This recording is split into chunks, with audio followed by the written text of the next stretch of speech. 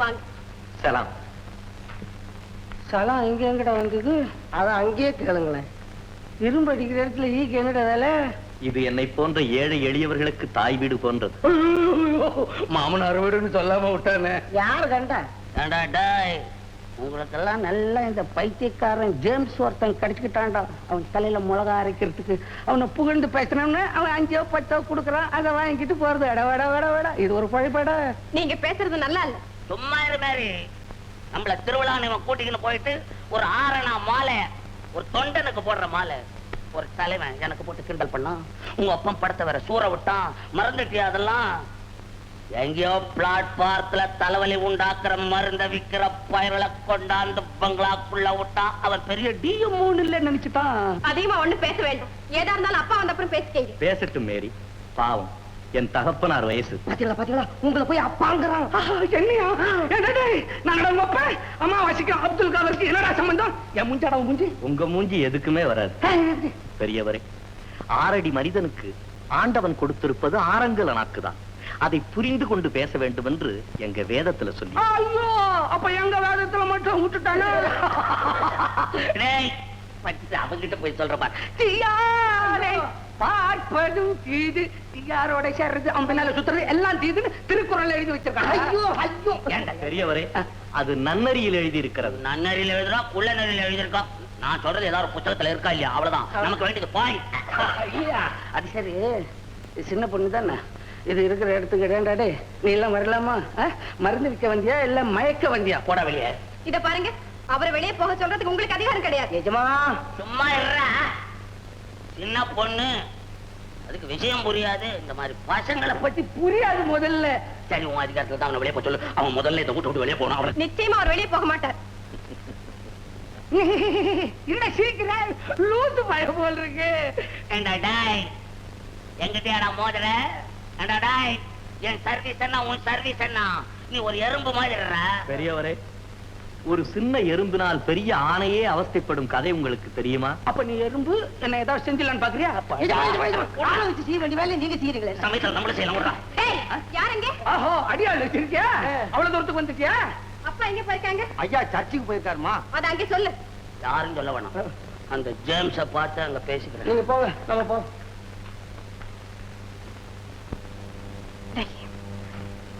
அவர் திட்டினதெல்லாம் மனசுல வச்சுக்காதீங்க. இதெல்லாம் சர்வசாதாரணம். இதை விட மோசமான வசவுகள்லாம் வாங்கி எனக்கு பழக்கமா போச்சு. நான் என்னமோ அவர் பெரிய மனிதர், உயர்ந்தவர், பண்புள்ளவர்னு நினைச்சிருந்தேன். நான் அப்படியெல்லாம் இல்லப்பான்னு நிரூபிச்சுட்டு போறாரு. அவ்வளவுதான். நான் வர்றமே.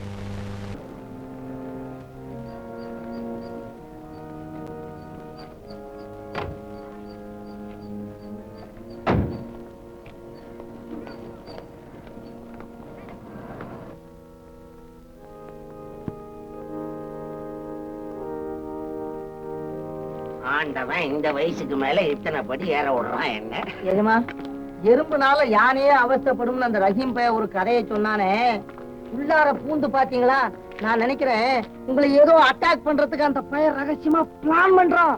அது மட்டும் யோசிக்கிறதுல பிரயோஜனம் இல்ல. அந்த நாயை ஊட்ட விட்டு வெளியே போடான்னு சொல்றேன். அந்த மேரி அதுக்கு சொல்றா, ஏன் அது வெளியே போகணும்? இருக்கட்டுமே அப்படின்னு சொல்றா. அதையும் யோசிக்க வேண்டியதா இருக்கு இப்போ. ஐயோ எஜமா, நீங்க பெரிய சிந்தனை கடலை எஜமா. உங்களை யாரும் மறக்கவே முடியாது. எப்ப பார்த்தாலும் ஆல் ரவுண்டா யோசனை பண்ணிக்கிட்டே இருக்கீங்களே. நான் நினைக்கிறேன் இந்த ரஹீம் பையனுக்கும் மேரிங்க ஏதாவது லவ் இருக்குமோ? இருக்குமோ? என்ன இருக்கு. நம்ம பெரிய மனுஷன் அதை நேரம் தெரிஞ்சு கூடாது. நான் வெளியே வந்துட்டேன். நல்ல வேலை. அதுதான் ஜேம்ஸுக்கு தெரிஞ்சா 2 பேருக்கும் கல்யாணத்தை பண்ணி வச்சிடுவோம். ஐயோ, இந்த தம்படி தட்டி பேலா இருக்கும் போதே உங்களை இப்படி முறைக்கிறான் அந்த பையன். நாளைக்கு ஜேம்ஸியாவுக்கு மாப்பிள்ளை ஆயிட்டா 10 லட்சத்துக்கு அதிபதி ஆயிடுவான். அப்புறம் உங்களை டைரக்டால மோத ஆரம்பிச்சிருவான். அதுதான் அவன் பிளான். இந்த ஜேம்ஸ் குப்பத்து ஜனங்களுக்கு செய்த உதவியவே நிறுத்திடணும்னு நான் பிளான் போட்டிருக்கிறேன். இவன் கதையவே மாற்றுவான் போல இருக்கு. பெருமாளே, இந்த இடத்துலதான் அவன் யானை ஆக போறான். நான் எறும்பு ஆக போறேன். ஜேம்ஸ் 10 லட்சத்துக்கு நம்ம 10 லட்சத்துக்கு மோத விட்டுற கூடாது. நம்ம படம் போயிடும். ஜேம்ஸ் 10 லட்சம், நம்ம 10 லட்சத்தோட சேரணும். அதுதான் இப்ப நான் போட்டு இருக்கிற பிளான். வாயா ஜேம்ஸ், வா. வாங்க அளந்தான். என்ன மாதா கோயில் பக்கம் வந்திருக்கீங்க? நமக்கு எல்லா கோவிலும் ஒண்ணுதான். ஒன்றும் புரியலையே. உனக்கு என்னைக்குதான் புரிஞ்சிருக்கு. கார்ல ஏறி சொல்றவா. வாங்க. என்ன என்ன தட்டுல பிரசாதம் இன்னைக்கு கிருஷ்ண ஜெயந்தி. ஓ என் அப்ப ஞான பண்டித முருக மாமன் கிருஷ்ண நம்ம வீட்டுல வச்சு பிறந்துட்டானா. பொதுவா இன்னைக்கு நல்ல நாடு. மதினா ஜேம்ஸ் என் கூட்டியாந்து உனக்கு தெரியுமா? எதுக்குங்க? எல்லாம் நல்ல விஷயமாதான். அளவன் நான் போறேன், லட்ச லட்சமா சம்பாதிச்சான், எக்கச்சக்கமா குடுகளை கட்டினான், குடி போறதுக்குள்ள செத்து போட்டான். ஐயோ ஏங்க இப்படி எல்லாம் பேசுறீங்க? அதுக்குள்ள நான் செத்து போடுவேன், அவளுக்கு கவலை. மருகதா அவளை சொல்லுவா சாவறானா? எல்லா பசங்களையும் சாவ அடிச்சுட்டான், நான் சாவேன். ஆளவன் நான் பிறந்தான், நாட்டுல எவனையும் செய்ய முடியாத பல காரியங்களை செஞ்சான். புது புது வழியை காட்டி விட்டுட்டு அவன் பாட்டிக்கு போயிட்டான். அப்படின்ற பேரை எடுக்க போறேன் இனிமேதான். என்ன ஆளவந்தார், உங்க பேச்சு ரொம்ப புரட்சிகரமா இருக்கு. ஏன் நான் புரட்சி செய்ய மாட்டேன்னா? என் குடிமையத்தையும் பார்த்துட்டு புரட்சி மாட்டேன்னு நினைச்சியா? போ ஐயா. உங்க புரட்சி தான் என்னன்னு சொல்லுங்களேன். சொல்றேன், புரட்சி மட்டுமல்ல. இப்ப நான் சொல்ல போறது நீங்க ரெண்டு பேரும் கேட்டு என்ன ஆவீங்களோன்னு பயமா இருக்கு. என்னங்க விஷயத்தான் சொல்லுங்களேன். சொல்றேன், கேட்ட உடனே ஏதாவது ஆயிட போகுது, அதான் பயப்படுறேன். இப்போ நம்ம நாட்டுல எல்லாருமே ஒரே மதத்துல ஜாதியை விட்டு ஜாதி கல்யாணம் பண்ணிட்டு பெரிய புரட்சின்னு விடிய விடிய பேசுறானுங்க. இப்ப நான் செய்ய போற புரட்சி இருக்க எல்லாத்தோட மீறிடுச்சு, மேல போயிட்டு சொல்றேன். மதத்துக்கு முதல் கனெக்ஷன் கொடுக்குறேன், முதல்ல எடுத்த உடனே. அப்புறம் சொல்றேன், இனிமேதான் வரும்போது என் பையன் ராஜுவுக்கு இவரு மாவ மேரிக்கும் கல்யாணம்.